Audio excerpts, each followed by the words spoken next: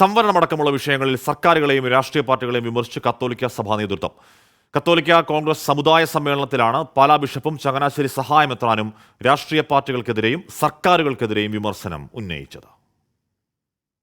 കോട്ടയം അരുവിത്തുറയിൽ വെച്ച് നടത്തിയ കത്തോലിക്ക കോൺഗ്രസ് സമുദായ സമ്മേളനത്തിലായിരുന്നു സഭാ നേതൃത്വത്തിന്റെ പ്രതികരണം. സമ്മേളന പരിപാടിയുടെ ഉദ്ഘാടകനായ പാലാ രൂപത ബിഷപ്പ് മാർ ജോസഫ് കല്ലറങ്ങാട്ട് സാമ്പത്തിക സംവരണത്തിലാണ് വിമർശനം പരസ്യമാക്കിയത്. കേന്ദ്ര സർക്കാർ ന്യൂനപക്ഷ സ്കോളർഷിപ്പുകൾ പോലും വെട്ടിച്ചുരുക്കിയെന്നും അദ്ദേഹം പറഞ്ഞു. ന്യൂനപക്ഷ സ്കോളർഷിപ്പുകൾ പലതും കേന്ദ്ര സർക്കാർ റദ്ദ് ചെയ്തു കളഞ്ഞു. നമ്മളുടെ സമുദായത്തിന് കിട്ടേണ്ട ആനുകൂല്യങ്ങളും അവകാശങ്ങളും സർക്കാർ ബോധപൂർവം നഷ്ടപ്പെടുത്തിക്കൊണ്ടിരിക്കുകയാണ്. ഒപ്പം നിർത്തുമെന്ന് പ്രതീക്ഷിച്ച മുന്നണി പോലും സംവരണ വിഷയത്തിൽ നിലപാട് മാറ്റിയെന്ന് ചങ്ങനാശ്ശേരി അതിരൂപത സഹായമെത്രാനും പ്രതികരിച്ചു.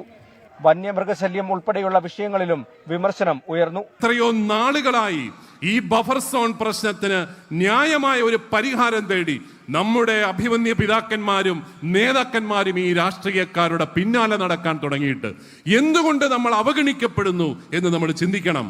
നമ്മുടെ ന്യായമായ അവകാശങ്ങൾ പോലും നിഷേധിക്കപ്പെടുന്ന സാഹചര്യം. കത്തോലിക്ക കോൺഗ്രസിന്റെ 106ാം വാർഷിക സമ്മേളനമാണ് കോട്ടയം അരുവിത്തുറയിൽ നടന്നത്. കത്തോലിക്ക കോൺഗ്രസിന്റെ 106ാം വാർഷിക സമ്മേളനം വിപുലമായ പരിപാടികളോടെയാണ് അരുവിത്തുറയിൽ നടന്നത്. 24 കോട്ടയം.